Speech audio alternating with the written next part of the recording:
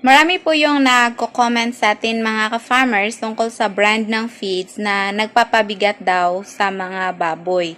So, totoo ba na ang feeds mga ka-farmers ang magpapabigat sa ating mga baboy? So, hindi po lahat ng factors na magpapabigat sa baboy ay dahil po sa feeds mga ka-farmers. Of course, dapat din nating i-consider ang breed.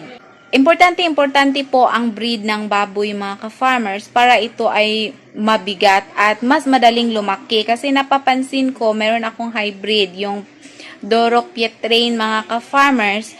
Yung 2 months niya ay malaki talaga siya at nung buhati namin, mabigat po siya compared sa 2 months na Mestizo Native mga ka-farmers. Then yung feeds na pinapakain namin ay premium naman. The same premium feeds at the same na starter feeds. So not only feeds po ang magpapabigat sa